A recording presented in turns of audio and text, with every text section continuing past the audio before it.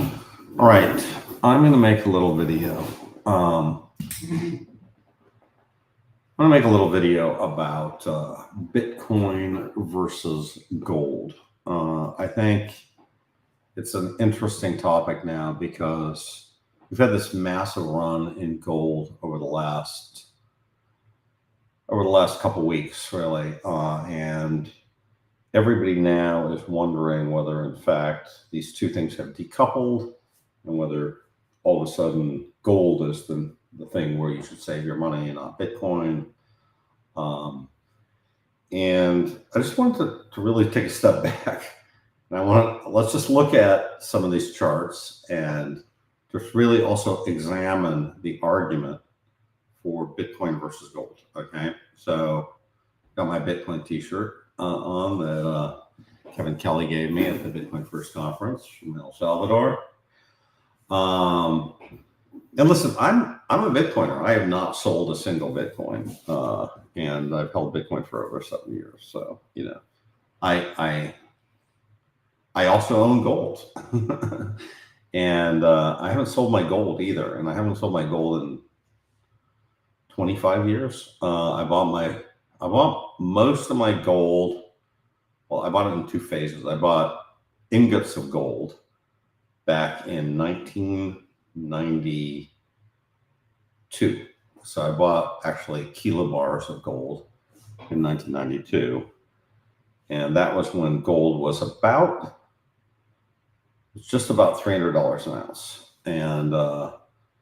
And physical bars of gold. And those are now $3,100 an ounce. So those have 10x in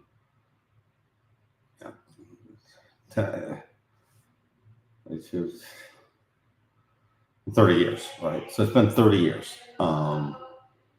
So they've done well. But now let's just take a look at this chart. I'm going to take a look at this chart real quick of Bitcoin versus gold, and you can tell me if you think that.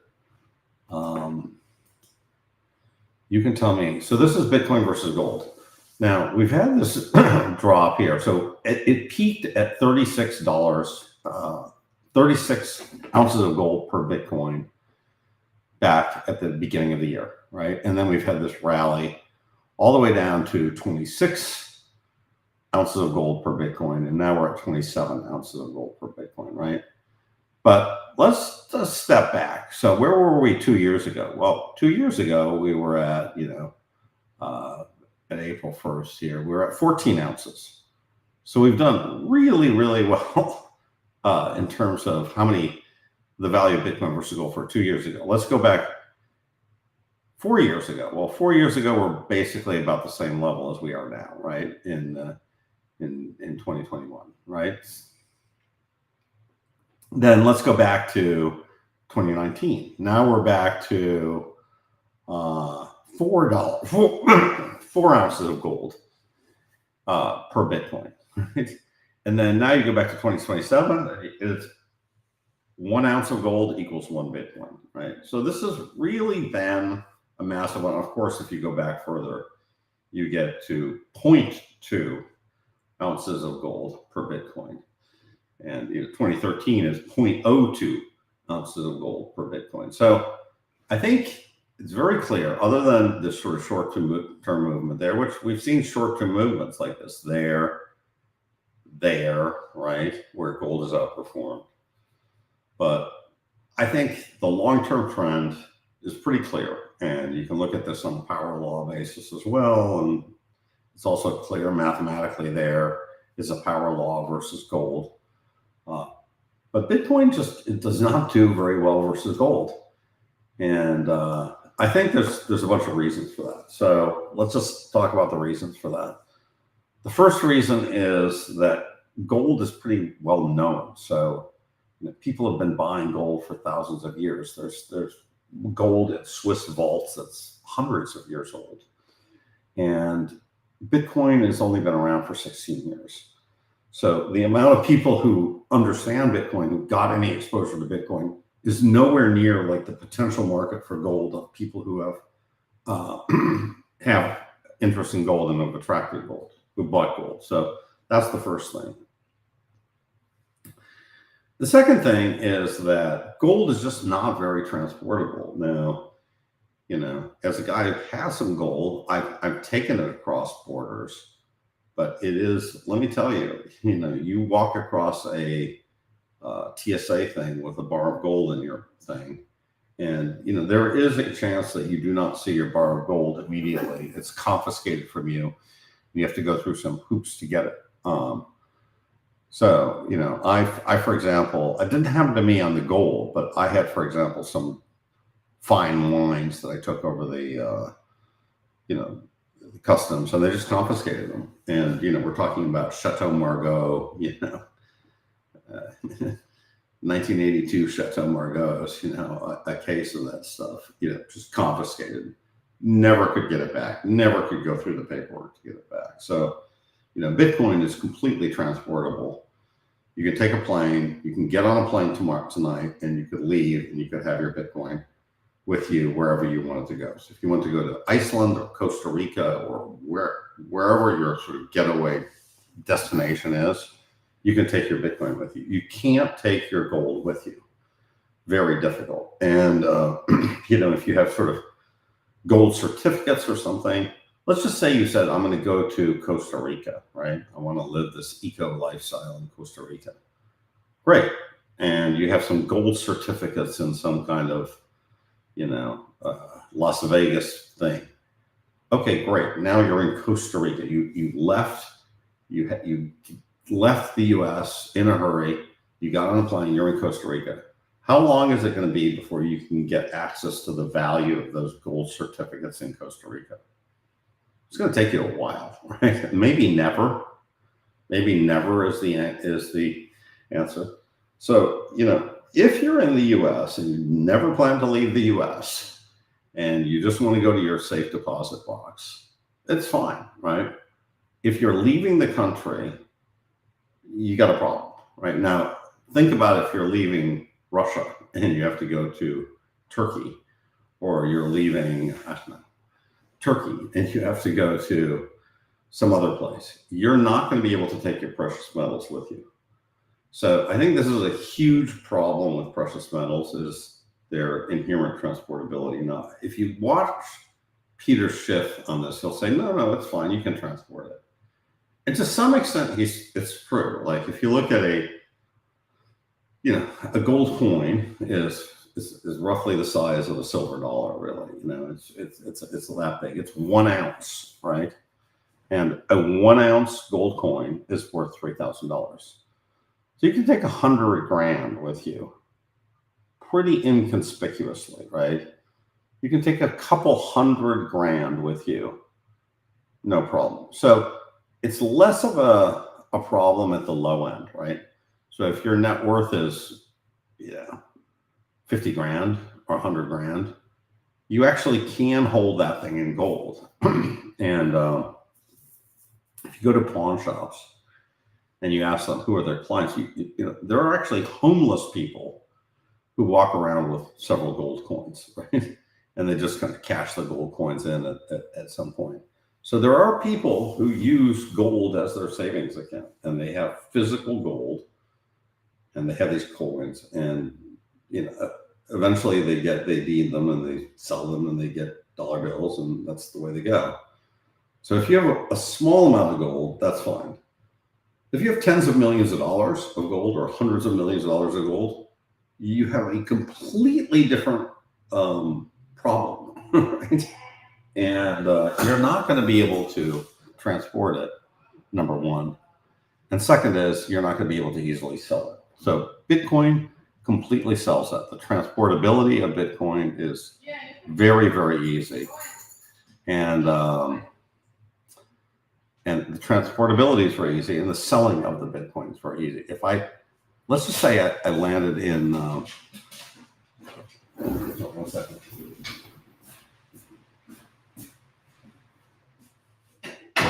So let's suppose I landed in Costa Rica with a wallet full of Bitcoin.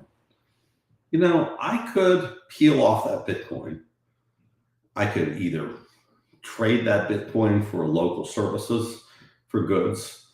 I probably could easily buy a house with that Bitcoin. If not, I could open a bank account, sell some Bitcoin, put the Bitcoin in the bank. There's ways of doing that, right? So I can take that Bitcoin, I could reconstitute my life in Costa Rica. I'm not saying I want to go to Costa Rica, but I'm just picking that as an example. Now, with gold, I can't do that, right? I can't just take my gold and go to Costa Rica. And even if I got my gold to Costa Rica, where am I going to put my gold? Storing the gold becomes a major problem. I'm just going to put it under my mattress. I'm going to get a safe. Well, safes can be busted pretty easily. I don't want to have all my net worth in a Costa Rica safe. So I think this is, you start thinking about this, it is a problem, right? It is not the escape route that you think it is, right? When I was on Wall Street, everybody was always talking about these Mad Max scenarios and how they were going to take gold and get gold and guns and, live in their houses in Connecticut. This was sort of the fantasy, right? But actually it's just a fantasy because, if you have gold in your house in Connecticut, somebody's going to bust through your house in Connecticut and get your gold. So I think the safety of Bitcoin is so much better than the safety of gold for almost everybody, right? So for these reasons, I think inherently Bitcoin is better than gold. And I really also think that the analogy of digital gold is really a pretty good actual analogy for what Bitcoin is. People say, well, it's more, there's the Bitcoin network, there's Lightning, there's this. That's all true. But I really think what's going to define Bitcoin over the next 10 years is that it will take over from where gold is in people's minds as a ultimate store of value. It's going to do more than that because it's just more flexible than gold. It's more stored. It can be stored much easier than gold. But I think that's going to be its core thing. And what it's not going to be is it's not going to be a great medium of exchange, right? So I fundamentally think other things are going to be mediums of exchange. I do believe that we're going to see mass tokenization, mass apps, Web3. I think all that stuff's coming. And I think that's sort of independent of the value of Bitcoin, right? In fact, I think it helps Bitcoin, right? Because I think if you can easily buy and move, say, Solana or even Ether or whatever it is, or stable coins, if you can easily move those to Bitcoin, right? Well, that's great. That makes the demand for Bitcoin greater. But I think these are really almost two separate problems. And I think that certain networks are going to solve the medium of exchange problem. And I think Bitcoin solves a completely different problem. And any attempts to kind of push too much functionality into Bitcoin, into anything other than just a long-term digital gold savings account, I think is there. Okay, let's ask some questions. Fred, is there anywhere anyone can get interest-only loans collateralized? Yes, there are plenty of places. A pretty good example of that is, well, I can tell you what my friend Ben Sigmund is working on. So there's a lot of things where you take wrapped Bitcoin, right? And you put wrapped Bitcoin on Aave, for example, and you get and you can borrow against it sort of continuously. Now, you have to maintain a margin, and you basically have if that loan to value number, right? If you start getting into you're at 0.8, right? So 0.7, 0.8, then you're sort of run the risk of being liquidated. So it's, in a way, it's interest only, because you're not paying down any principal. You just, everything is just sort of put on the balance, right? But if you're getting too close to the edge, you will get liquidated. So there's that. There's, you can do that with actual Bitcoin as well. But there definitely is means of borrowing against Bitcoin. And I think that's a pretty good use case. I also think having some gold is kind of cool. I mean, I'm of the opinion that you get these things, and as Warren Buffett said, it's like a punch card. You punch it, and you don't really overthink it. Once you make the decision, you stick with it for a while. So I made that decision on gold. It was a while ago, it was 30 years ago, actually, come to think of it. And, I've got a substantial amount of gold. It's not insubstantial.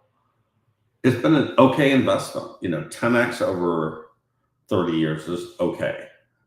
Could have been better relative to Bitcoin. It's obviously terrible, but relative to stocks, it's kind of okay.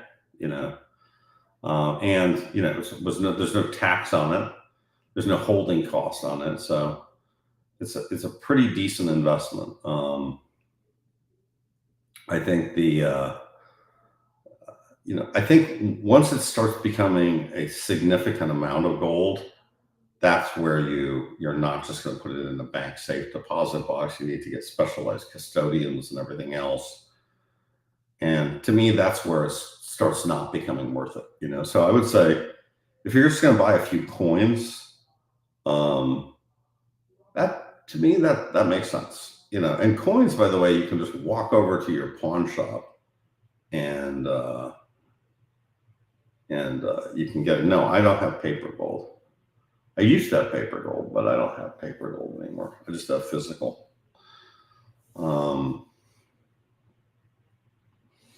Yeah, I mean, I got some Austrian Philharmonic coins, but there's, I also have some Krugerrands. Krugerrands or Kriegerrands? Krugerrands. I have some South African coins that have these sort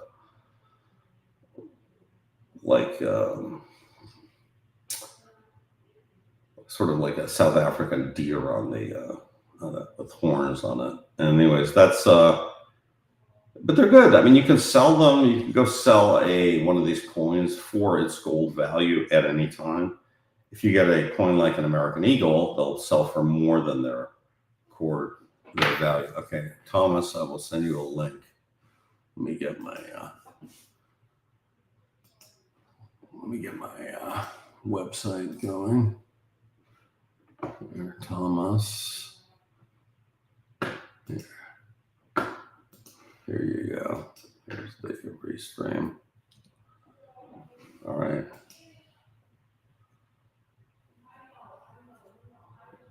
Okay. I added you to a link. So when to sell Bitcoin? I would say never to sell Bitcoin. That's kind of my thing. Here's a good answer on when to sell Bitcoin. When you have to sell Bitcoin. Right? You need a new kidney, sell Bitcoin. You need you're being held hostage, sell your Bitcoin. When you need to sell Bitcoin, sell your Bitcoin. I think that's the general thing. But we always diversify, and we always like this idea of diversification. But I think in the end, you don't really diversify. Mr. Young, how are you? Hey, how you doing, Fred? I'm just getting set up here. All right. You ready for Liberation Day? Yeah. Who knows what's going on with all this stuff? Well, I tell you one thing.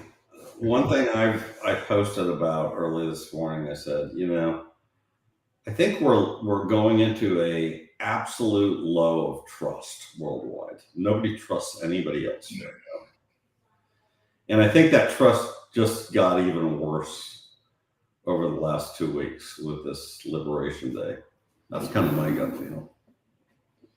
Yeah, I mean, the world just seems so chaotic right now. This issue with them arresting or convicting Marine Le Pen in France, that seems crazy to me.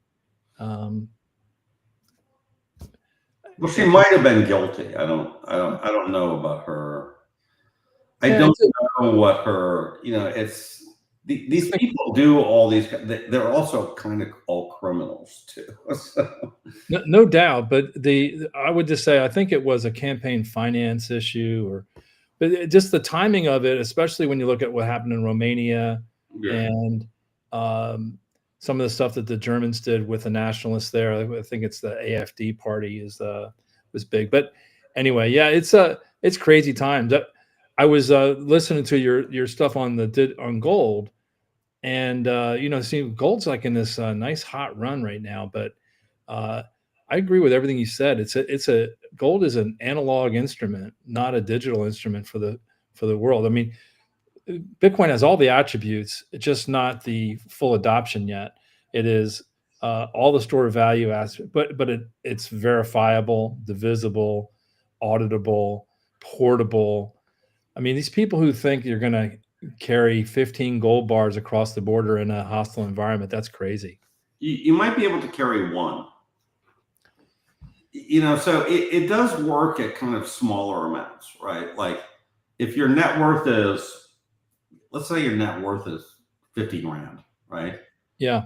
Let's say that's 12 gold or 15 gold coins. You can hold 15 gold coins. You know what I mean? You can figure out where to put 15 gold coins. You can sneak that. So, well, like when we studied like the World War II stuff, a lot of Jewish people who were trying to escape the capture and being put into ghettos, they were putting gold and they were sewing it into the lining of their jackets. Right. That has a scale limit, and even that you can get caught with that. Yep. When you cross the border, if you try to go through an airport with 10 tubes of silver coins, you're gonna get flagged. You're not gonna make it. Where'd you get these? And you just run the issue. Now, if you're in a foreign jurisdiction, forget about it. Well, here's the other problem. Let's just say you leave. Let's say you're in Russia and you're leaving to go to, I don't know, Turkey, right? And they search you and they find the gold. Now you're going to prison. You know what I mean? They're not just taking the gold and saying, go to Turkey. You know what I mean? So there's consequences now there's consequences just to be discovered, right? Over and above losing the gold. The thing that I would tell people, and again, I know you're a big advocate for self-custody, is I would advocate people to have everything. Every form that they could possibly come up with, so you don't have a single surface area that can be hit by being confiscated. If you have an account with BlackRock or Fidelity, if you have a hot wallet, a cold wallet, a paper wallet, you name it, whatever you can come up with, because diversification it adds a whole layer of complexity. But if you really are worried about wealth confiscation, you've really got to make it hard to confiscate. And there is no foolproof method. I mean, you could say that cold storage is a foolproof method, but I'm assuming that FinCEN knows everything at some level, especially if it's anything of scale. And if the nation state wants to come after you, then you don't really have a lot that you can do. I mean, if they hold you, if imagine a hostile regime, and not so much the U.S., but you're somewhere else. They hold you and they don't release you until you give up your cold storage. I mean, people are going to do it. Waterboarding is an effective technique. Now, this is extreme examples, but the people who are talking waterboarding. I mean, where have we gone to? 2019, we were all living happily. Now we're talking about waterboarding. it's just thinking through the James Bond scenario where you have to like leave with your wealth in the middle of the night. Right. That's the kind of think it through. If you really think that's going to happen, then you got to fully think it through. So the risk of self custody is that they shut the off ramps, right? They shut the yeah. So great. So all of a sudden, there's a new law that says self custody Bitcoin will require you to fill out Form 17B and meet with a Department of Homeland Security officer at the airport nearest you, for a friendly interrogation. Now, if that's the case, right, you're no longer getting into the system is no longer that easy, right? And if they say we're gonna make this,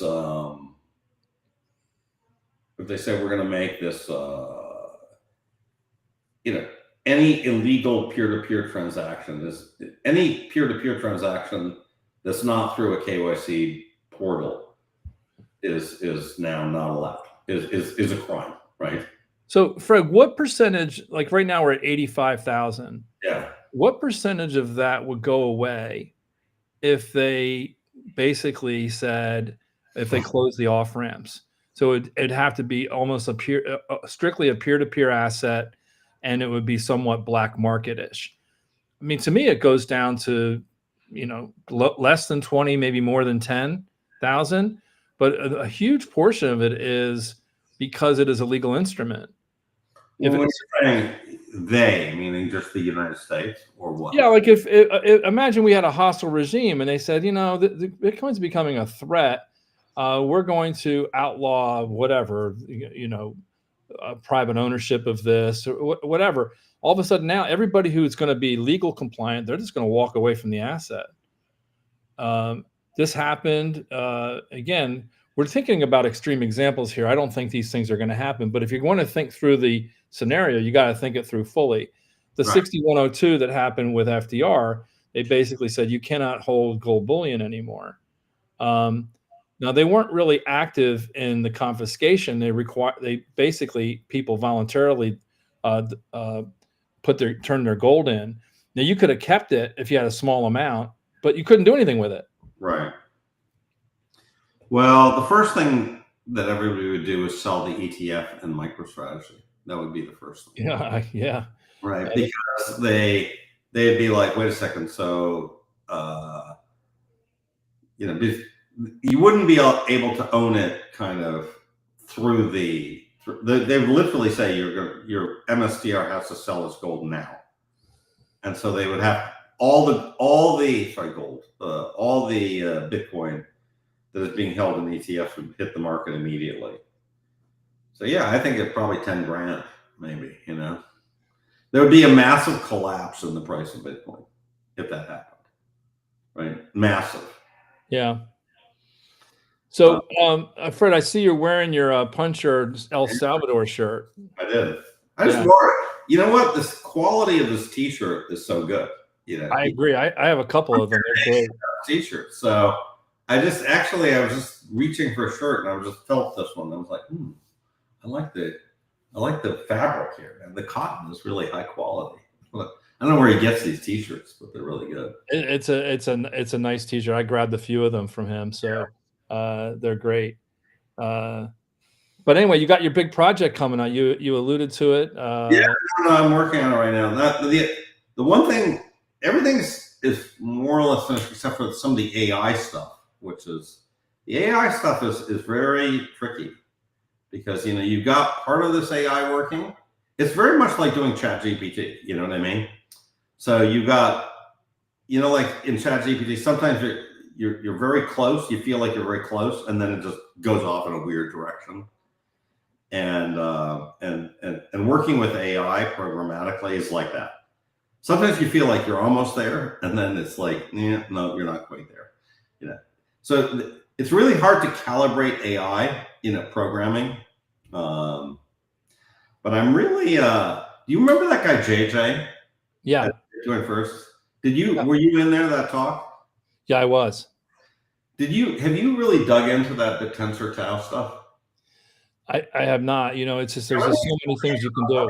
Let me try to explain it to you, and I'll tell you, you can be the kind of guinea pig, right? For because now I fully understand it now. Okay. All right. So this Tau thing was started in 2021, right? And it started with the sort of idea like, let's be like Bitcoin, right? So how does Bitcoin work? Well, we have this mining operation, right? And we know that there's a certain amount of blocks that are going to be emitted, right? And in order to create a block, to mine a block, you have to do this work. Well, it's basically just wasteful work, right? It's not. It's repetitive work. You just have to do this work, and it gets harder with time with the difficulty adjustment, right? That's sort of Bitcoin, right?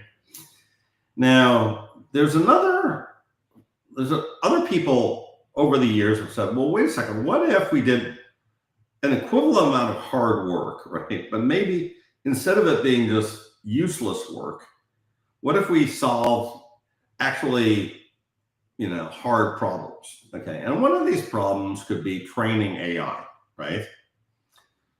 So let's suppose we actually had, we spent, in order to create a block, you'd have to solve hard problems to train AI. Well, how do you calibrate that? Well, let's suppose that you have these different AI projects, right, that are being trained. And we'll call them subnets, right? So as of right now, there's about 90 of these subnets, okay? And each of these subnets,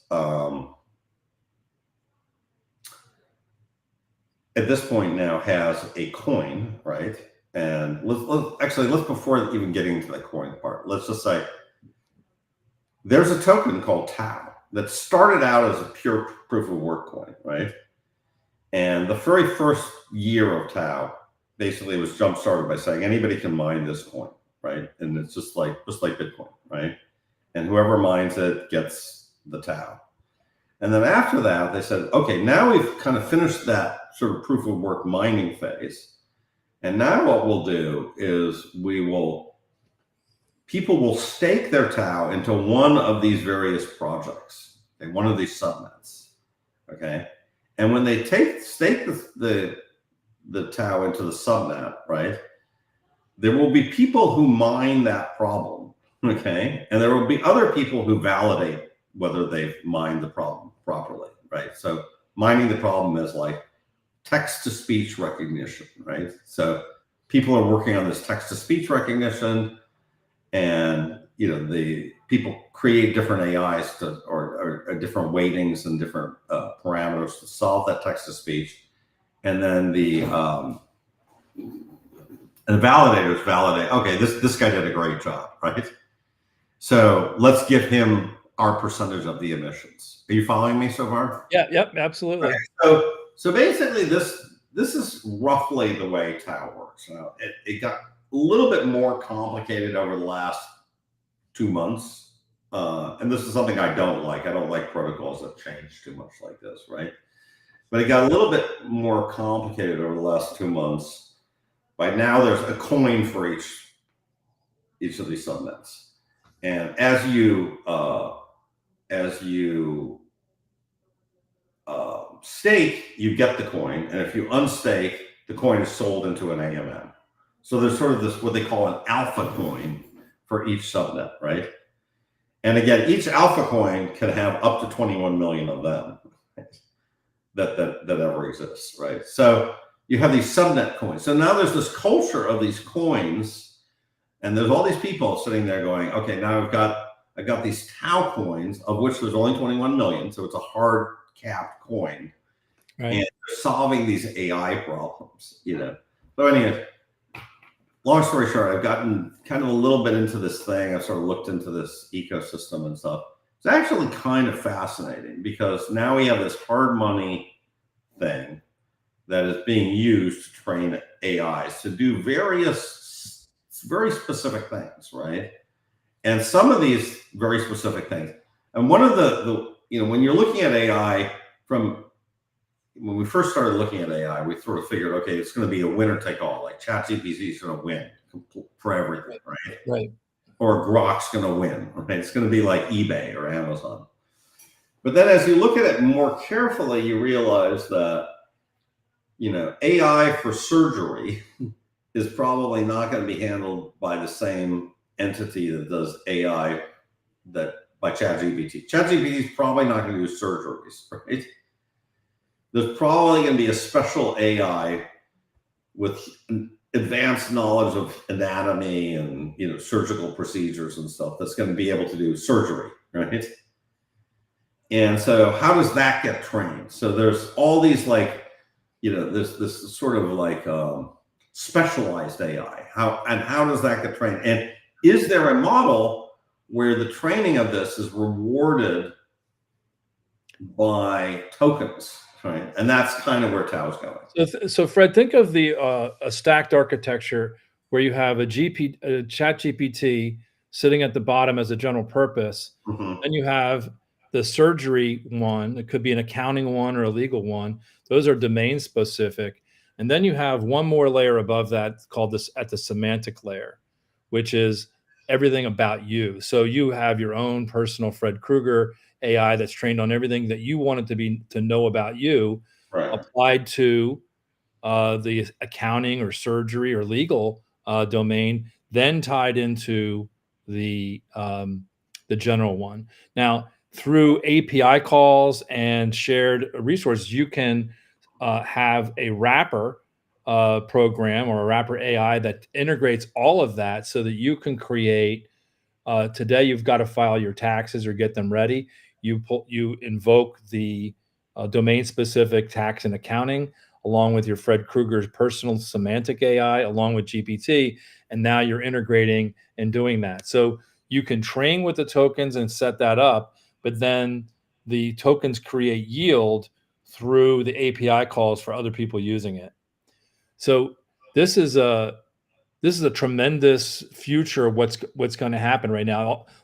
All the for the most part, all the attention is on the general layer right now because the general layer. Some of it is okay, but I do think that I do think that this kind of token economy for developing these kind of other layers. And by the way, the other thing I would say is that general layer, it's not necessarily monolithic, and you see this when you're coding, right? So if you go on Windsurf, for example, which is like this best coding IDE now, right?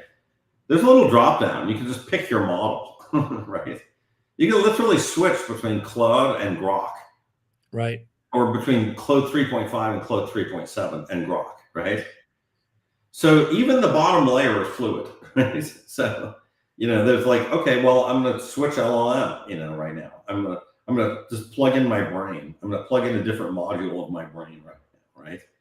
So the architecture is not dissimilar to an active middleware that syndicates the functionality. So you can syndicate the general layer by, like you in the case of Windsurf, it is a passive feature. You can manually choose to use Claude 3.7 or Grok.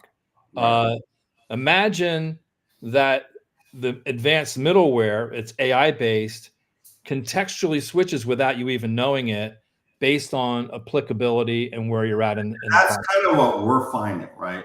I can't delve too much into what we're doing, but actually what we're doing now, okay, is we're actually using many different base layers, right? So whether it's Grok, OpenAI, or Claude, right? Yeah. Okay. Or Gemini, right? So different one of these things are good. Some of them are better for certain things, right? And we can score them for our purposes. So we can sort of figure out, okay, this AI is actually better at this part, but it's not better at this part, right? And then there's another thing is these AIs need other APIs for real world stuff, right? And this is something that we're finding another thing, which is, for example, your experience of using Grok at the at the user interface level is not the same as what Grok offers at the API level. It's different. Yep. Okay. And really what you need to do is you need to take this API level stuff from each of these things, and you need to augment it with different feeds, right? That are available, even something like Wikipedia or Google search. Yeah. So basically you've got this problem of the AI needs to be augmented with data, with real world data. And it's not as simple as just use Grok. You know what I mean? It's sort of like the AI has to be improved a little bit for whatever thing you're doing, right? And I definitely see that this is going to lead to very specialized meta applications. And these meta applications potentially can use many different AIs, right? And can sort of intelligently grab from different parts of the brain. And all this stuff's expensive too. So you have to at some point pay for this, right? Some of these services are expensive, so you have to pay for this. And that's where tokens going to come in, right? You can even optimize around the token layer so that you're not wasting money on things that have a diminishing return. So when you look at like deep fakes, the way that they're architected, they use what's called a generative adversarial network, where it's a yin and the yang. So I use one AI to create and one to score and discriminate, and they go back and forth, and you iterate continuously. Now, the most basic GAN generative adversarial network is bicameral. It has a single discriminator and a single generator, and they go back and forth. Right. But you can have a multi-party or a tripartite or something where you have multiple creators and multiple discriminators, and you just set it off and run like essentially an AI competition to optimize your results. And part of what I think the Taos, these guys are really smart, right? The JJ guys were super smart. Remember, he was there. Yep. But I think one of the things they've got some very good ideas on is how do you kind of incentivize these crowds with tokens, right? And part of it I was sort of thinking through, back in my math days, it's like, wouldn't it have been great if you want to get a little part of a problem solved and you can go to this AI thing, just kind of, incentivize other mathematicians who might be working on something or might have a result that's pretty close, or maybe a graduate student, you know what I mean? And basically they're going to be able to solve this thing, right? There's an application for like protein, unfolding that's happening in this stuff. So I could definitely see, even very specialized versions of Tau that are only focused on math or only focused on biotech. You know what I mean? Biotech research. You know what I mean? Like I need to understand the structure of this protein. Okay, let's figure out how we can incentivize all the research and all the modeling of this thing with tokens so that the best knowledge wins and we can fill in all the gaps on this stuff. So I don't know. We had an analog project that we used a company called Top Coder. Yeah. And what it did is it syndicated problem solving and it opened it up to competition. And in this particular case, it was a potato chip company that was trying to figure out how to make their potato chips less greasy. So they brought in all these experts on food mechanics and industrial engineering people to look at things, and they just couldn't make it happen. So they opened up the problem, and the person who won the competition was a violinist. Right. And they won because they looked at the problem completely different, and they used sound waves because of their knowledge of the violin. They used sound waves to basically have the oil jump off the chips without breaking the chips, which is the thing that they couldn't do. But it was an interesting way where you have cross-disciplinary solutions. Right. We had another example where the DEA was trying to improve their interdiction capability for surface craft coming into the Gulf and the southern Florida area. Right. But they didn't have enough resources to hit every boat. So they had to come up with an algorithm. Which ones do they hit? The Right. person who resolved that problem was a biologist. Oh, Had wow. no idea what was going on. They were looking at immune system response and protocols. So AI is now going to open up that kind of solution. Now, to do those two projects was extremely hard to set up. We had great solutions, but it was very hard to set up. So again, so you're showing this screen here. Let's take a look at this. Yeah. So anyway, so this is something called Endgame. Okay. And it's a summit that's happening later this month. Okay. I think I'm going to go to it, and it's in Austin. It's $72. So it's not expensive, right? But apparently all the cool kids are coming to this thing. So this is sort of your, Mark Jeffries is going, so he told me about it, and I think it may interest you or not, but anyways, it's kind of this kind of centered around this Bittensor protocol. But I think there's something really interesting there, at this, in this thing. I'll show you. Yeah. So anyway, so this is this Endgame thing later this month. So I think I'm going to go there. I'll show you another post that I posted here. So this is something I did. I'm going to show. Hold on 1 second.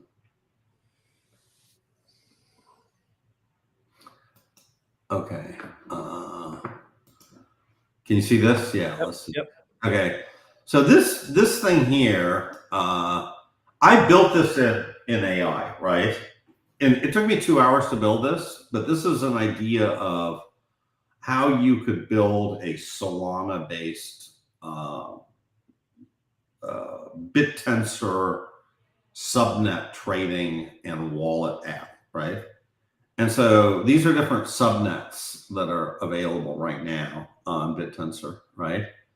And these are all the descriptions. And AI wrote this. It actually pulled all these descriptions from the different subnets, right?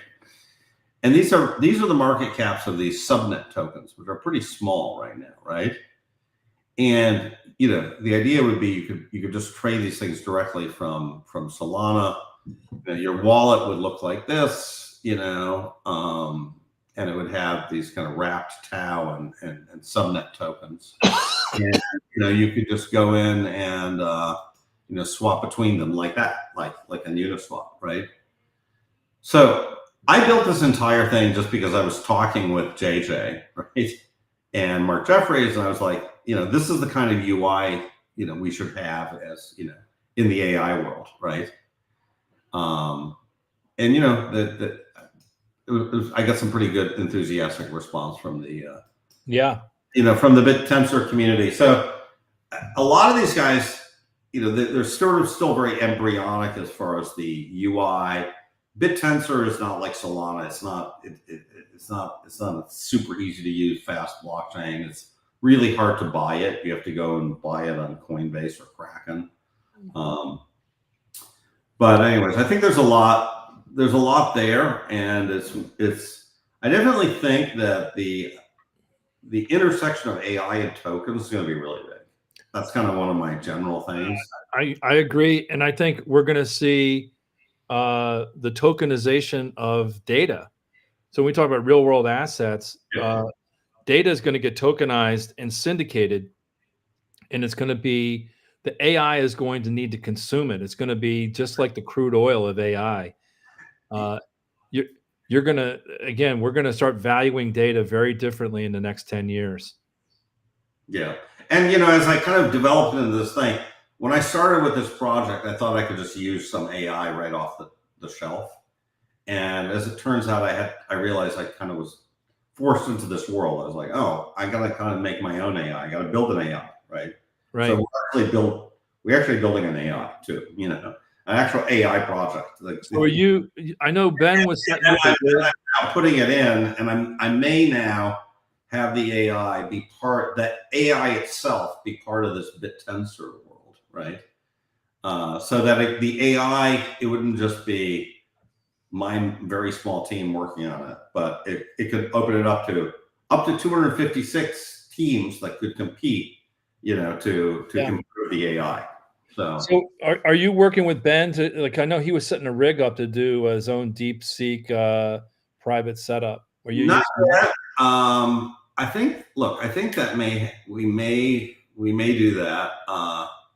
Right now we're still, just hooking up the brain, and you'll see we're very close. So, and the only question is, how good is the brain right now? So the brain could be really good at certain things and not good at other things. And I don't want to get too far into it, but Yeah, that's fine.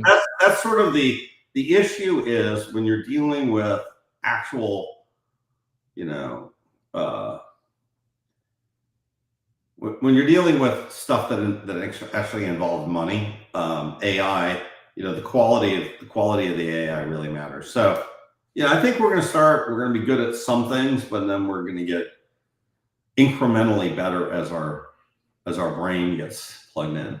So, anyways, so I'm having a lot of fun with AI right now. I'm really understanding a lot from the trenches, what it's like to code AI, what all these services can do, where the limitation is and stuff. So, and we're really early in AI. I know it's been around for a while, but the business applications are really, we're just barely scratching the surface. I mean, people who are dismissive. Look, the most amazing thing is if you look at people like Chamath and even Peter Thiel, right? You look at they were talking about a year ago. They were very almost dismissive of it, like it's overvalued, etc. NVIDIA is overvalued, but I don't think 2 years. AI's only been around for 2.5 years. Yep. ChatGPT was launched in November of 2021. Right. We have never seen a technology ever progress at this rate, ever. Right? You may hate Sam Altman, but Sam Altman was saying the other day, it's like, I think he said that we got our first million users in the first day, right, of launching OpenAI. And he said, we just got 1 million users in the last hour. So the stuff's growing so fast, and you may look like nothing's happening, but it's completely changing at the speed of light right now. So I think people are underestimating this thing still, but by like an order of magnitude. They have no idea how fast this thing is going to go and how much it's going to transform things.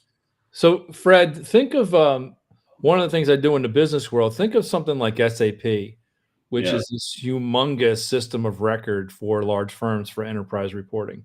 Yeah. Now put that into an AI instance, right? I can now innovate on the systems of engagement and have all kinds of cool things. And the system of record is handled at the AI layer. And I don't really even care. You can almost at some point start to disintermediate ERP systems like SAP. Yeah. That's not going to happen tomorrow, but it's going to happen in the next 5 years. Yeah. And people really need to start thinking about that. A lot of the stuff you're working on right now is systems of record kind of stuff. Yep. The systems of engagement will happen around the creative juices that sit on top of it, and all the stuff's going to happen in the background. It's an exciting time. I wish I was younger and could be a little bit more of a player in this right now, because if a young person really could write their own ticket here. I think there's a lot of opportunities. Yeah. If somebody, James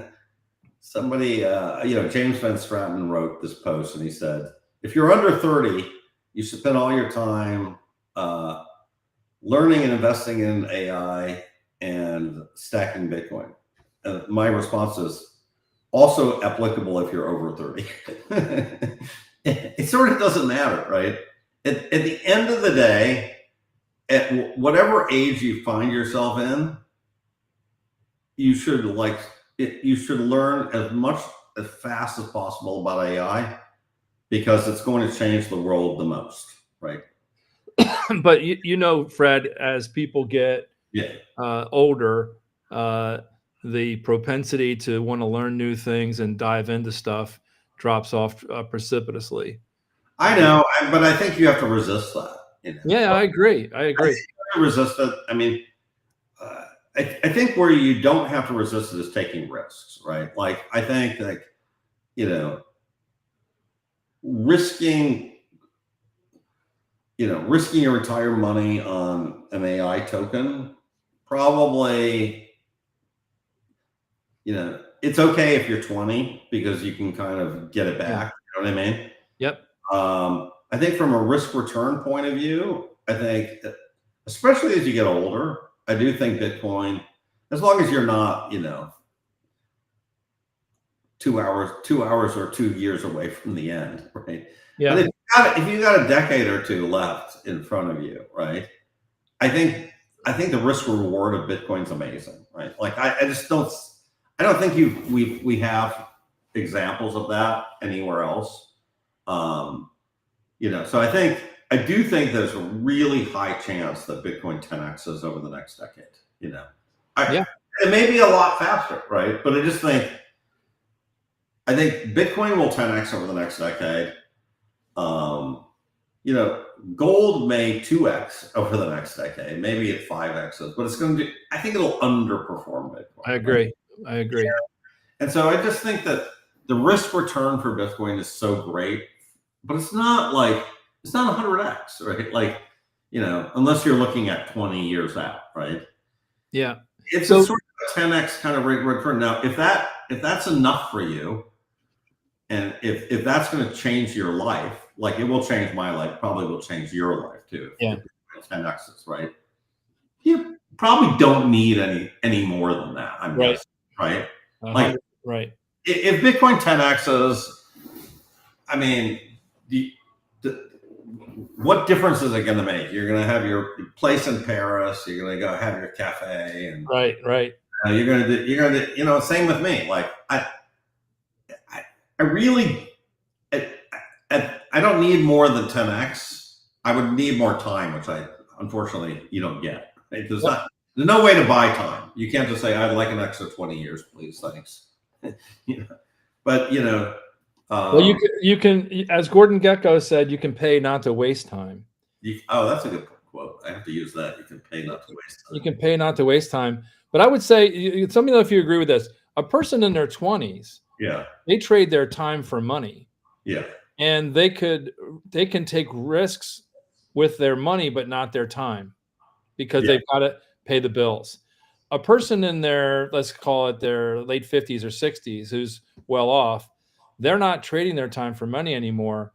They shouldn't risk their money. They can risk the time that they have if they enjoy doing it. So if I'm a retired person or someone who's financially independent, I can now use my time to do these projects and learn all kinds of stuff and see what happens.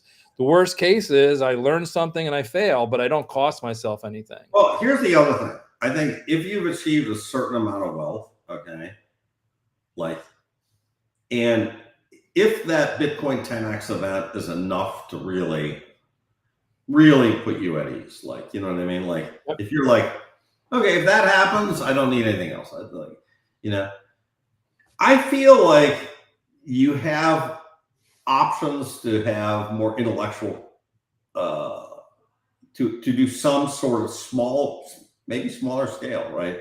But investing or exploration in other things. You know what I mean? Yep. And that's kind of the way I look at things. I look at things like, I have enough now that I have enough period, but I think if Bitcoin does what I think it's going to do, I have more than enough, right? So now I kind of I want to expand my mind, So, Fred, I want to understand these other things just purely out of intellectual interest. You know what I mean? Is your wife and family aligned with that ethos? Well, they think I'm nuts because they think I already have too much money. So they just sort of like, why are you doing anything, Fred? Why? Why would you even be on a Bitcoin TV or whatever you want to call this shit? Yeah, right. They're like, what are you doing? You're crazy, right? Like, Yeah. it makes no sense.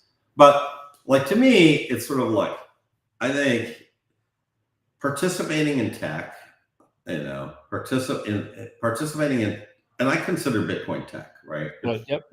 It's tech, but participating in tech, to me, is kind of the most interesting thing out there. You know what I mean? Like, I like the White Lotus, but there's at some point watching content that's produced by Hollywood, it's not that interesting. You know what I mean? I don't want to spend the rest of my life in front of a TV or a movie screen. It's passive. And you also get to the point where you've seen the world more or less. You know what I mean? Like, there's a few countries I haven't been to, but not that many. I haven't been to Greenland. I was sort of thinking, I was seeing the JD Vance thing. I was like, maybe we should go to Greenland. Maybe that would be interesting for maybe we should fly to Greenland for a weekend. Just to check it out. Fred, there's nothing there. Have you been?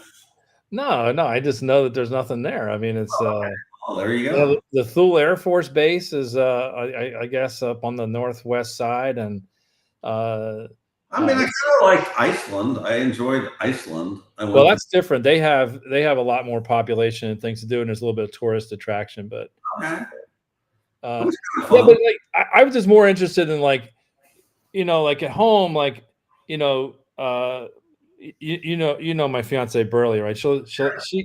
She doesn't even have to look at the price. She consists of Bitcoin. She goes, Bitcoin must be down today, or it must be up today based on my mood. So there's a decent interaction, and then I would say we're generally aligned on, if things go 5x or 10x, what kind of things we would do. I was just asking if you had that kind of alignment, or does your wife talk to you about that, or it's like parallel universes for me, because I don't see, like, the price of Bitcoin has no impact on my life.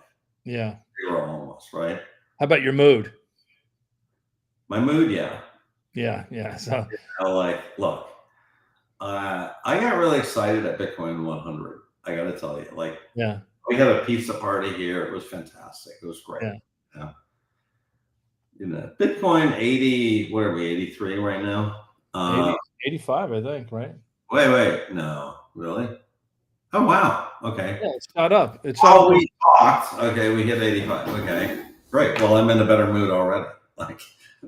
Thank you. But look, I'm not selling my I've sold no Bitcoin, right? Zero Bitcoin. I've sold zero Bitcoin in 7 years. Okay, zero. Why? Because part of the thing is I do believe kind of in, like, Warren Buffett. I think you should make these decisions very fucking slowly. You know what I mean? Yep. And it's like buying real estate, or like when I bought gold, like, I'm not sitting there checking my house price on Zillow, either. Right. You know what I mean? I mean, my house definitely went up with the LA fires. It did. I get all these people, like, they always put these brochures under my house, like, Mr. Kruger, a house such as yours, we have cash buyers, from the palace. Right? So, if your house didn't burn down and you were in a prime area in LA, and you got a big house like I do, right? They, people want to buy your house. But I don't really even care. It doesn't, I'm living in my house. My house is not an asset that I'm trading in. Right. And kind of my Bitcoin is a certain number of Bitcoin, right? It's not like it trades in a dollar thing, but it's not like, I don't think of my Bitcoin as, this dollar pile, right? I think of it as a certain amount of Bitcoin. That's kind of like how I think of Bitcoin. And I really, I'm not going to sell my Bitcoin. I mean, I will peel some away over time. Over time, I will peel some of my Bitcoin away in my, the my glory. What do you call them? The not glory days, but understand. Yeah, the fun day. You're going to have some art commissioned. Yeah, I mean, but I'll just peel some away. You know what I mean? But I don't need to go into all these kind of complicated yield management structure. So how about your conversations with your son? You have a young son who's going into college. Do you talk to him about this stuff? No interest. He's not interested in what dad's doing? No, he wanted to. He asked me if I had a copy of my Bitcoin book so we could put it in his room as like a decorative piece. And I go, well, what? You should read the damn thing first. Why don't you read it? But yeah. you're like, no, I don't know. It's just some stuff, some words, old school paper, whatever. Like, I'm like, okay, man. Like, but I just think this generation of 17-year-olds, they do not understand Bitcoin. No. They don't understand money at all, right? I have a daughter who's almost 21. She's in college, right? And I was giving her spending money for at the beginning. What year is this now? 25. It was the beginning of 24, right before the ETF. So I was giving her spending money for school. It was like $7,000, and I said, "Look, you don't need this money, but I gave it to your brother and sister, so I'll give it to you too." So I said, "Let's go down to Fidelity," and I just put it into. At that time, the only thing you could do was GBTC. Yeah. So we put it into that, and she has an account now. Yeah. And I said, you're not allowed to touch it or sell it unless you talk to me. Yeah. And so now she's a little bit more interested in it. She talks about it, and it's basically that 7,000 in a year and a half is like $17,000. Mm-hmm. And she's like, wow, this is great. And I'm like, and I said, well, it's probably going to be $30,000 when you graduate, and you're going to be glad that you didn't spend it on stupid shit that you didn't need, because she already had some money. Right. And so she's interested in it, but she's not interested in it beyond that, meaning that she doesn't want to dive into it and ask a lot of questions. No. And I just asked the question because I think for a lot of the Bitcoiners, if we have this 10x event, you're going to have to really think about how you're going to interact with your family from the day-to-day living, but also how you leave it to them in either gifting or through air, right? Like when you pass on, what happens? Are you going to just, Sailor says he burns it all. Some people are going to give it to their kids.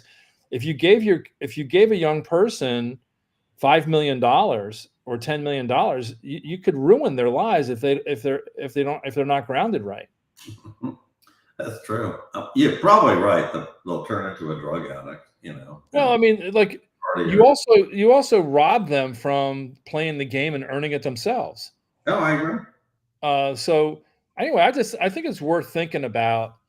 You want to provide for your family, provide a safety net and a foundation, but I don't think you want to rob people from the need to participate in what is, I think, going to emerge as an awesome economy that's going to be tech-based, AI-based. AI, it's like, to me, I just was like, now they're all like, yeah, I use ChatGPT for everything. And I'm like, wait a second, how do we get from AI is stupid dad to I use ChatGPT for everything, and without a blink? You know what I mean?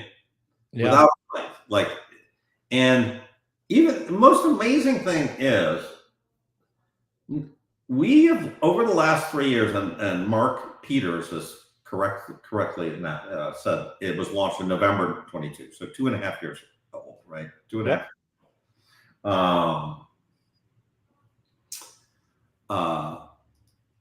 In the last 3 years, machines learned how to think. You know what I mean? Like, if somebody said we're going to have the intelligent machines, the rise of the machines, and machines that can think, I would have said, well, everybody in the planet would be freaking out. If you told me that 20 years ago, you know what I mean? Yeah.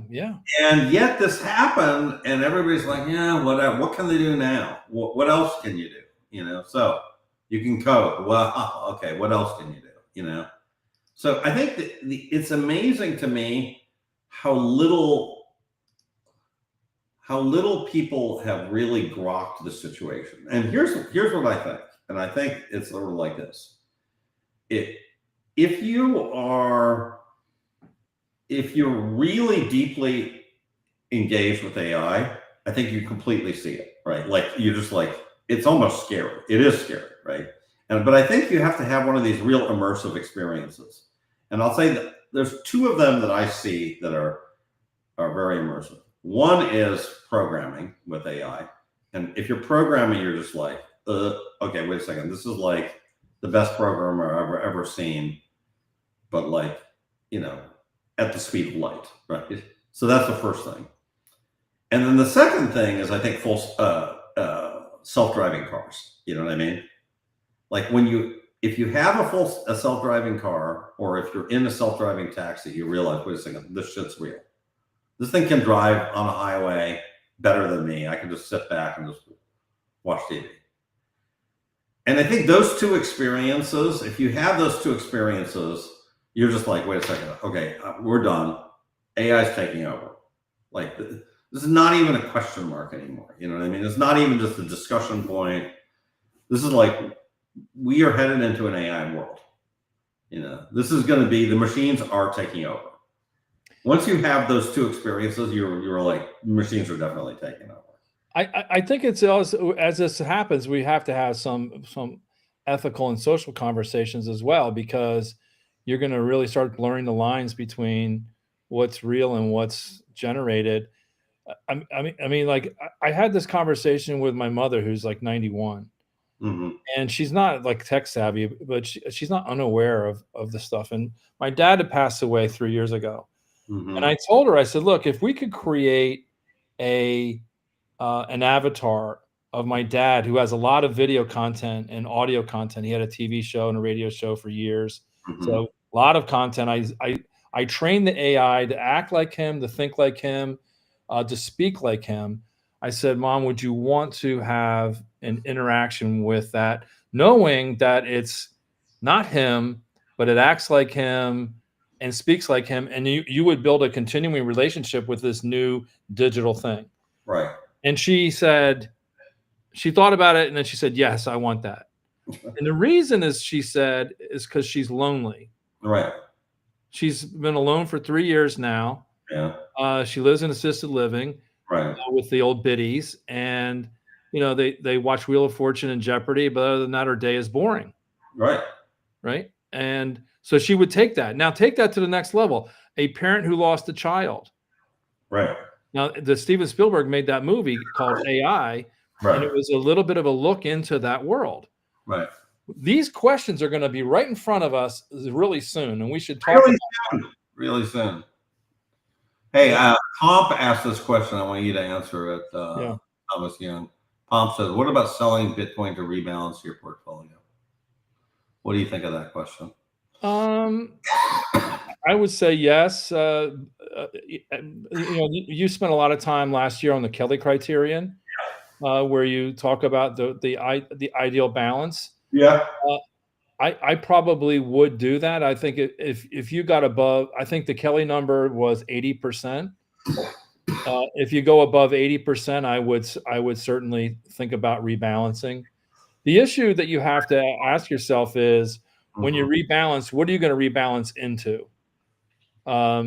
Because that requires some thought. I mean, today if I were to be in a rebalance decision, I would probably rebalance into treasuries for the purpose of having liquidity on the sidelines for the next opportunity. Well, that's what I think rebalancing kind of means, right? I think if you're talking about rebalancing it to stocks, okay, well, maybe, but yeah, I mean, to me, again, it gets to everything about where you are in your life. I'm 61, and if you say, okay, let's take 9 years until I'm 70, that's 9 summers. Yeah. Do you know what I'm saying? That when you get older, you just want to do less things. So the traveling around the world, doing all kinds of things, exploring new adventures, whether you like it or not, that drops off. So when you have the desire and the time, you should take that time to do it. So I would invest in life experiences with yourself and with your friends and family. That's a big one. Versus saying, "Oh, I'm going to take the money and put it into gold or the latest AI stock or whatever." If in a pure financial sense, I would probably move into treasuries right now until we get greater clarity on what the next opportunity is going to be. Because when people say invest in AI, I get asked that question a lot. I can't say whether NVIDIA is overpriced or not. I think it might be, but it doesn't. I said for AI, for me, it's easier to pick losers than it is winners. And I would tell you that the losers today are abundant. I know. Yeah, you mean like people are going to lose because of AI, like accountants? Yeah, but it's like I'm thinking more specifically like firms, like the Indian multinational firms, like TCS, Wipro, Infosys. Oh yeah. Who rely on low-cost offshore labor in a structured workflow. You just define what AI is going to take over. Now, I know there's CEOs at all these companies. Uh, I talk to them privately about this stuff. Yeah. They know it's a big issue. It's a huge issue politically in India because for every job you have in one of these outsourcing gigs, 2 or 3 jobs or more sit in the Indian and the lower caste system. So drivers, gardeners, cooks, babysitters, they all support these people. So it's a huge issue. If there's 1 million jobs at risk, there's probably 5 or 10 million at risk within India. So Modi has a huge challenge to pivot that country in terms of upscaling. So I think it's easier to pick losers than it is to pick winners. But I'm not in the market to short things like that. I want to invest in positive things. And there's interesting things about shorting. I think I saw a clip of Warren Buffett and Charlie Munger, and he said, "We found over our years, we found 100 companies that have been complete bubble shorts, et cetera." He goes, "If we shorted them, we probably would be bankrupt by now." You know, and so it's sort of like, they all did go to zero, but it was interesting that Buffett's like, "Yeah, if we shorted them, we'd probably be bankrupt." I was working in mergers and acquisition in the late 90s, and I was in the dot-com stuff. I was spending time in Silicon Valley. I worked at AT&T, and one of my jobs, I was the CFO of one of the companies we had in Burlingame, right outside of the airport. And it was an online company. And anyway, I'm flying back to New York, and I'm in first class, and I'm sitting next to this guy named Alan Patricof. Oh yeah. He had anyway. He's sitting there, and I noticed that he's flipping his portfolio in small font and landscape, multiple pages. I'm like, who the hell is this guy? He had hundreds of millions of dollars. Oh yeah. And we started talking, and that was back at the time when they had phones on the planes. And we started talking. I told him what I was doing and different things, and I was showing him some of the cool tech. Anyway, he pulled up he got the phone going, and he called one of his engineers, and he's talking all this stuff. And at that time, we were in probably 97, 98, and he's like, "What's going on with all this .com stuff?" I'm like, "I don't know." And he goes, "I'm not going to short it." He goes, "And if you did short it, you'd have gone bankrupt." But it was all overpriced even back then. There's this great video with Stanley Druckenmiller, and he's talking about the dot-com period, and he goes, "Under Soros, I shorted in March of 2000, in March of 99. He said I took he goes, I shorted $200 million worth of 10 names, okay? And he goes, I shorted them, and he goes, I had to buy them back 9 months later at $600 million. Sorry, he lost $600 million on a short. So he bought him back at 800. So he lost $600 million on a $200 million short. Okay.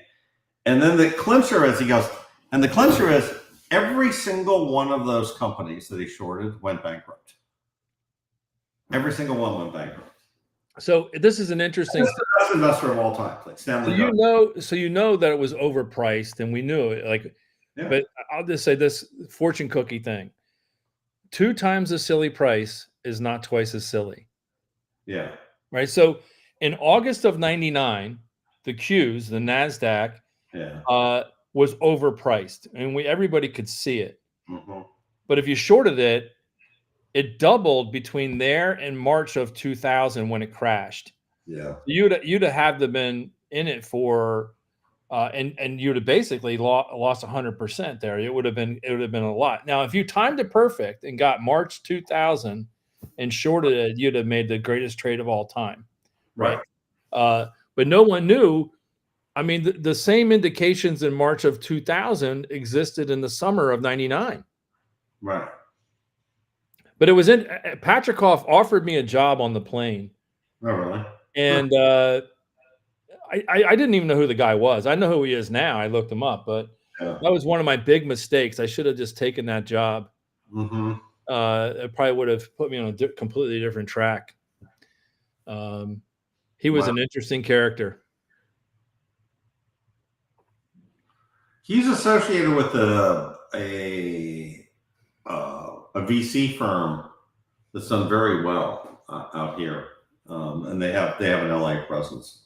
Yeah, he just struck me as an action-oriented guy. Like he saw something. I told him about some technology that Bell Labs is working on, and he was all over it. He's like, "I'll pay anything, get me that." And it wasn't commercially available. We were just experimenting with it, and anyway. But he was action oriented. He wanted to go right on it. He wasn't like, "Oh, let's set up a meeting next week." He was like, "No, let's act right now." I'm like, I wasn't in a position to do that. So, it's interesting how few people really are. Tim Draper once told me, he goes, Fred, he goes, VC is very simple. He goes, there's about 10 people in this town, 10 or 20 people in this town who think for themselves, they make up their own mind. That's it. Everybody else just parrots, they just follow along what we do.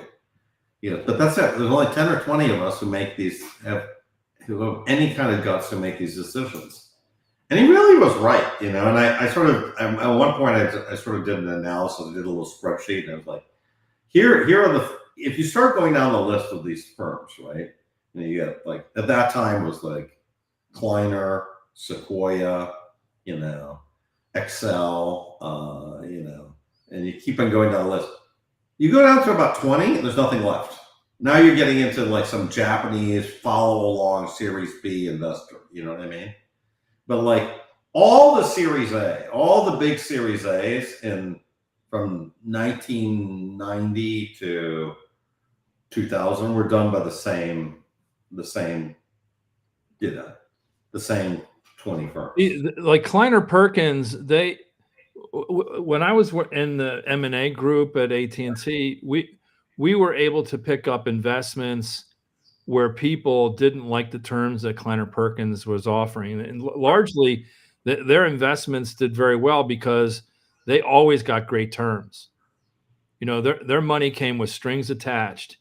And firms that were great firms didn't want to give up that control. And we were less concerned about that at AT&T when we were making the investments. Right. We were trying to do brand pull through, so it was less about money return.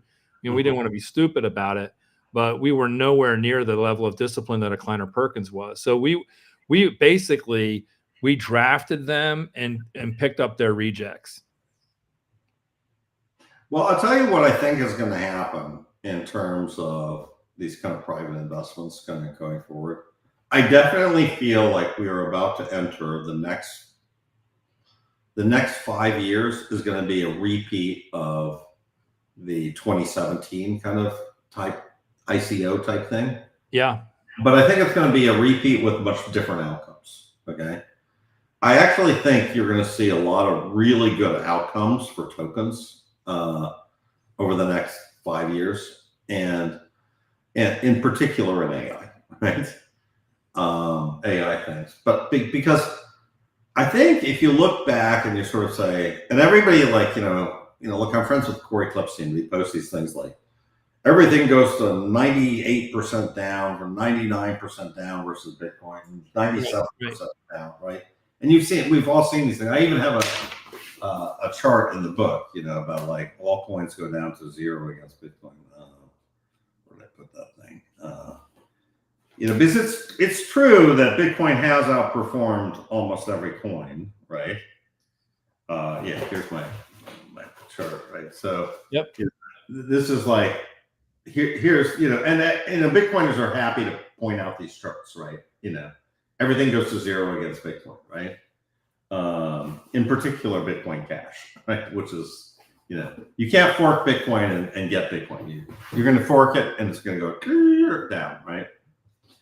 But I think if you take the learning from that and say that all tokens are bad and all tokens will go to zero, I think you're going to get the wrong thing. And I think I think that was just too early. I feel like the whole tokenization one of 2017 timeframe was really, the world wasn't ready. The projects weren't ready. They weren't, the infrastructure wasn't ready. The legal infrastructure wasn't ready, right? And the actors, there was a lot of very, very, very rough actors in this space. People, there weren't like, it wasn't like, I remember talking to this one VC and he's like, look, I invest in these things, and normally we get these really good teams, like really exceptional guys. Like they came from Google, they came from Facebook, they came from Stanford, they came from Princeton. You know what I mean? Like they got they got backgrounds, right? And then in 2017 you got these kind of some random Russian group, Igor. You know what I mean? And it's like, I make program to do gaming on the internet, with the Igor token, and that, and it's like it comes out of the gate and it's worth $50 million, $100 million. You know what I mean? But I definitely think sometimes it takes multiple cycles to get these things right. And I feel like the dotcom thing is a perfect example, right? Because dotcom, everybody said all internet ideas are bad, and actually not at all. Like there are some fantastic internet, fantastic app ideas that are great, like Uber, like DoorDash. These things are great, Spotify. So there's a lot of great things that happen on the internet, and in 2000 you would have easily, or 2001 you could have easily gotten convinced that every internet project is bad. Right. That's the learning, right? That's the learning that you would have gotten. And I feel like right now the learning from 2017 is, and now 2021 really, right, is, any kind of token project is bad. They're all like FTX. But first of all, that's not true, right? Because if you look back, Solana is a perfect example, right? Had you invested in Solana with FTX, you would actually have done great. You'd have actually outperformed Bitcoin right now. You know what I mean? You'd have done great, Yeah, you posted that chart was yesterday that showed the returns since 2020, and and 2018. Yeah, and Bitcoin is like a fifth. Yeah. So like, now, are you going to pick the absolute winner? You know what I mean? Like, could you have picked BNB? Well, probably not. But BNB outperformed almost anything, right? Why? Because there was so much money made from Binance, and they just used that money to burn their tokens, right? So that really worked. That mechanism, that burn, that make a lot of money through the thing and use it to create shadow equity, really, really worked, right? And you can't argue with that. You can't. Like, now, will it work going forward? I don't think so. I mean, to me, Binance is less important. So think about, we have Bitcoin that has a 200 million transaction limit per year. Yeah. Now it can be modified and changed to improve that, and we've already had those block size wars back in 17, right? But now, as the system gets bigger, it's harder to make the modifications, and there's a false lemma or a false paradigm out there by many Bitcoiners who think that Bitcoin can be all things to all people in all Well, situations. first of all, you and I are Bitcoiners, and we know that Bitcoin is not going to change substantially. Right, I agree. It will not, right? So what we're talking about is, could it? Maybe. Will it? Absolutely not, right? Like, there's no chance in hell that Bitcoin goes to a, 16 megabyte block size, okay? Unless the only unless is unless there's a complete quantum crisis, and that's the only way forward. That's the only thing that would do it, right? I think that's really the only one that's going to drive action, because making no decision is a decision, whereas getting in an argument around the block size and transaction limits. And what's going to happen while the debate goes on, other tokens and other technical solutions will emerge, Right. and it will be integrated with a Bitcoin as part of the architecture, but it won't be a Bitcoin only architecture. It will not. And look, the only question is, it's very clear to me that stable coins are going to be just absolutely massive. Everybody's betting on it. PayPal, all the massive, everybody's betting against it. Bank of America is doing a stable coin, right? Trump wants stable coins. Stable coins are going to be huge. And stable coins got to live somewhere, right? They got to live on a blockchain. They're not living on Bitcoin.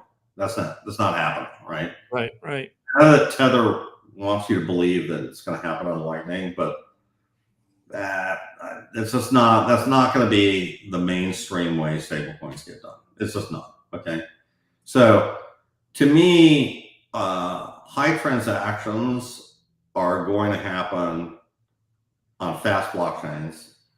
I'd say it looks like Solana right now, but listen, things can change, right? It could be Sui, it could be something else. I don't know, right? But it could be not one thing, but it could be many things. We don't know what's going to develop.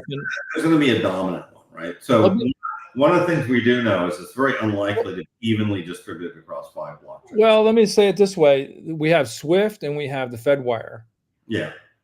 And they coexist, and they're different things for different people. I mean, I do major large block transactions on Fedwire, and I use Swift for smaller stuff.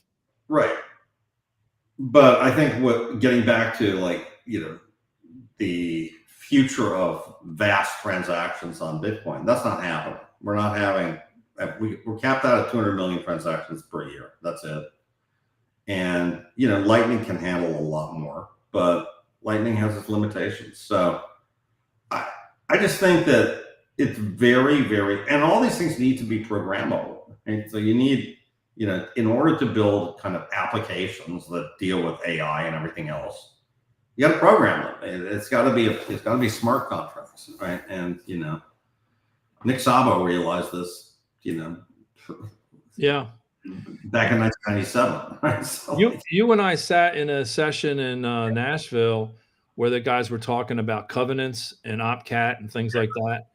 I would like to see that because I think that would add a huge security to Bitcoin to be able to time vaults and things like that. Yeah, just to protect against user error, which younger people may not care about it, but as you get older, the pilot error for managing your own portfolio becomes very difficult. And look, I'm sure of OpCat, but look, even something as simple as OpCat is taking. It'll be an interesting thing. That'll be a good betting thing, is to figure out, do we think OpCat happens in 2025? What would your over under be on 0? That? Okay, 0, right. Do you think it happens in 2026? No, I think it's I would give it maybe 50-50 by 2030. Okay, so right, exactly. So, and we're talking about something that actually existed in Bitcoin code, right? That Satoshi put in and took out. Right? That's how slow this shit is happening, right? Yeah. Well, I So just think building a consensus on anything, you see how contentious it is if you just have an unorthodox opinion well, within the Bitcoin community. Fred bought a little bit of Solana. Oh, excuse me. Shame, shame, shame. I'm sorry. Oh yeah, I'm still amazed at the hostility that was directed to you. It's unreal. It's unreal. But look, hey, I get it. Look, it's a religious sect, and the religious sect does not tolerate you going over to the mosque next door and praying, not that I'm Islamic, but that's the way the Bitcoin world works. Yeah, it's like I call it Opus Dei. It's the very, it's like self-flagellation.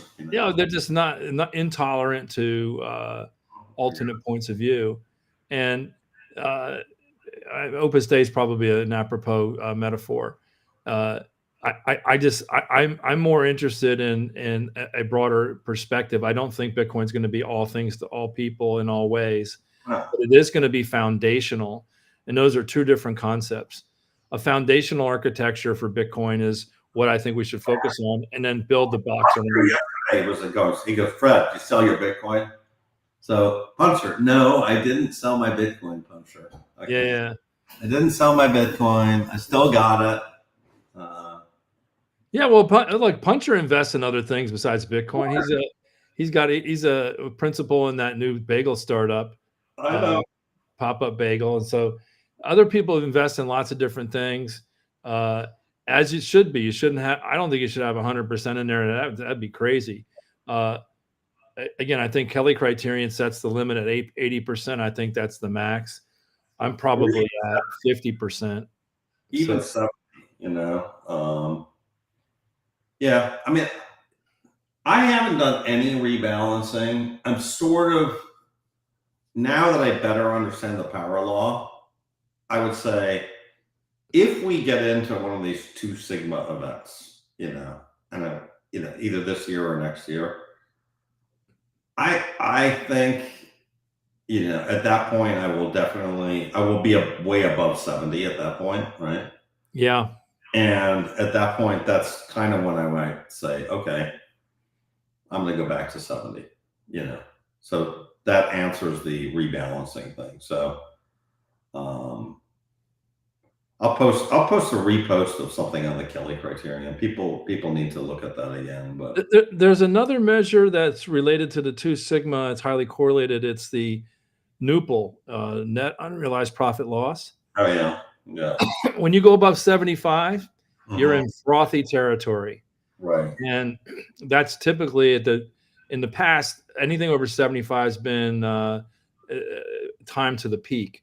So if we hit 75, you want to have a lower exposure. Bitcoin intelligence report that Cena's putting out. I haven't really looked at it yet. I have not looked at it, no. Okay.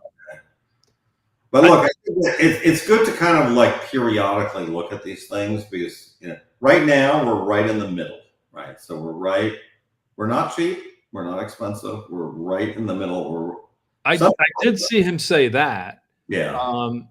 But I think that's right. We're not cheap, we're in the middle. But where it feels off is we expected to be above the middle line at this point in the cycle. Yeah, well, it tells you that the predictive abilities of timing are not good. Nobody can predict. Yeah. Maybe Josh Wendell. He 444, man. Oh man, look, I hope he's right. But look, I don't know. I think one of the, I was at Stanford, one of the professors walked to me one day and he's like, Fred, I got the most amazing revelation. Just hit me last night. And I go, what is it, Richard? And he goes, I just realized how stupid I am. Once I realized that, it all became clear. And it's sort of like, I feel like once you realize how little predictive capacity you have, you're kind of like, okay, I really don't know, whether Bitcoin is going to 90,000 next week. I really don't, My bones will tell me one thing, but my bones are completely off and wrong, you know? So you know from the study of the power law Yeah. that it is a mathematical concept in log space. Yeah. Log space in time and log space in price. Mm-hmm. Humans don't think in log terms; they think in nominal linear terms. So as soon as you introduce variance in log space, and then convert it to nominal terms, people say, "Well, I mean, you could drive a truck through that. It's got it's huge, huge numbers." But again, you got to go back to the math where in log space it's pretty tight, and Well, yeah, exactly. It's very tight. It's actually very tight, right? yeah, So, and you see this especially if you're making predictions that are 5 years out, right? And or 10 years out. So you almost have a better predictive ability 10 years out than you do 1 year out. So I got into this debate a little bit with Giovanni, and you know how that goes, right? But in the dance of the power law, we have hash rate, addresses, and price value. So it is hash rate is energy, adoption is the network effect, right? And then the price is value. So when you introduce new concepts or new exogenous variables, in this case, I say TradFi money is new. You get into this three-body problem that has been a problem in astrophysics, where your ability to predict the system in a n-body problem becomes extremely difficult, if not impossible. So the predictive nature of the power law in terms of its adherence has been 99%, as you point out in all the stuff you posted, historically. The issue is, does that continue? Because power laws in nature have always exhibited limits, right? Like the power law and the metabolic rate. Here's the thing. So you should really look at this. Matthew, I can never pronounce his last name, Miskakis. He's the Porkopolis guy. Okay, yeah. Base money. Anyways, he had this really good. He first of all, he studied all these things, like he knows them as well as anybody else, right? He studied the power law really well, but he also studied like M2, and M3, and impact of liquidity and all this stuff, right? And so I think the bottom line is this, and he sort of said, well, a lot of people have said to you, Matthew, what about the S curve? Aren't we going to go to an S curve, right? And he goes, if you look at a lot of technological adoption, it follows an S curve. And an example of that would be Instagram use or radio adoption or television adoption or internet adoption to some extent, right? And he goes, Bitcoin does not follow an S curve. It's a different curve. It's a power curve, right? And it's much closer to the growth of cities than it is to the growth of a new adoption of a new technology, right? And that's just a mathematical fact, okay? Yep. Now, he sort of says, well, we definitely think the pattern will probably break in a couple cycles, not this cycle, right? So in a couple cycles, there will be this power law thing will not be. But right now, we're growing much more like adoption of growth of a city, right? And like Atlanta, right? The population of Atlanta, the infrastructure of Atlanta, that's much closer than the adoption of radio, in the 20s, right? So the analogy is everybody expects these like, God candles, all the rest, right? But I got to tell you, I do think the power law is probably going to hold over the next 2 cycles. I do think so, and I think the power laws, and I don't think we're going to. I mean, just look at the $1 million range, right? If we think this thing is an S curve, we'll probably hit $1 million in two years, or in a year maybe even, right? And we have all the facts, but if it's more of a power law, then it probably is going to take more like 5 or 10. And my gut feel is it's probably more of a power law. It's probably going to take more like 5 or 10 to get to 1 million.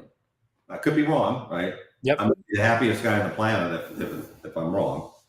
But I do think, the ultimate story is, yes, you have these institutions, but also institutions are incredibly risk averse, and they're only getting their heads around, maybe I should buy some gold now. That's kind of to weave it back to our final thing, because I got to hop pretty soon. But institutions they're like slow. They adopt slowly, right? As you know, so there's this slowness of adoption in the face of some fundamentally new, better version of gold, which we have now. That is expressed in this power law. So the power law is the sort of the expression of how the molasses that TradFi and traditional value and wealth it evolves in, right? I'm going to move it 1%. I'm going to move it 2%. Like, they're not saying I'm going to move it 20%. They're not doing that, right? Yeah. So said another way, I would say that the power law might break down at some point, just not soon. Not soon, right? So look, I do think, and that's why I really like the work that Plan C and so on do, because I do think it's roughly correct, right? It's roughly correct. Yeah. And it doesn't mean that we can't have a blow off top, right? It doesn't mean that, right? We could go to 400,000 and 400,000, 444,000, 444 is within the realm of possibility of the power law, right? It could be that we go into a cycle, a little bit of an extended cycle, right? Relative to these cycles that we've had 3 of them. So it's not that reliable statistically, but we have a little bit, we go to 440. It's not the craziest thing. I don't think that's crazy. I think going to 1 million in 2 years would completely violate the power law, right? And then throw that stuff out. We're on some new planet, Yep. But look, I think we should manage our expectations. I think that, listen, I think that the more rational voices in this is Tom Lee. Hey, we're going to get to 150,000 or better this year. Hey, I'm loving life at 150, 200,000. Absolutely. If we get to 300,000, I'm loving life even more. And I do think we have a good shot at getting there. Tom is a very sober guy. I really like him. He's a great guy. And so I would not ignore the things he's saying. Yeah. Yeah. All right. I got to end the stream, Thomas. It was great.